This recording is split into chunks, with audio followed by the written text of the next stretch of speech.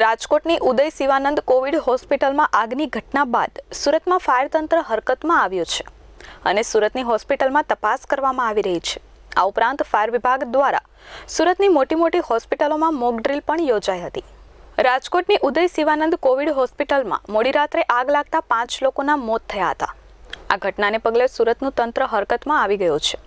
પાલિકાના ફાયર વિભાગ દ્વારા સુરત શહેરની 800 જેટલી હોસ્પિટલમાં સર્વે હાથ ધરવામાં આવ્યો છે।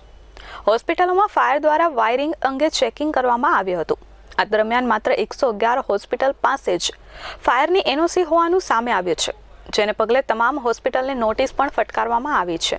આ ઉપરાંત ફાયર વિભાગ દ્વારા સુરતની અલગ મોટી હોસ્પિટલમાં મોક ડ્રીલનું આયોજન કરવામાં આવી રહ્યું છે, જેમાં કોઈ દુર્ઘટના બને તો હોસ્પિટલના સ્ટાફે અને દર્દીઓએ શું તકેદારી રાખવી તેની માહિતી આપવામાં આવી હતી।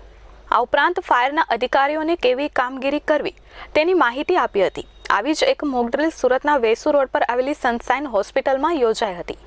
આજે સુરત ફાયર બ્રિગેડ તરફથી સનશાઇન ગ્લોબલ હોસ્પિટલમાં મોક ડ્રીલનું આયોજન કરવામાં આવેલ। કેમ કે આપણે જોયું હશે કે આગળ શ્રેયા હોસ્પિટલમાં આગ લાગી અમદાવાદમાં, ત્યારે ત્યાં 5 થી 6 માણસની ડેથ થઈ। ગઈકાલે રાત્રે રાજકોટમાં શિવાનંદ હોસ્પિટલમાં આગ લાગી, એમાં કોવિડ પેશન્ટ કંઈ 11 હતા, એમાંથી 6 પેશન્ટની ડેથ થઈ છે।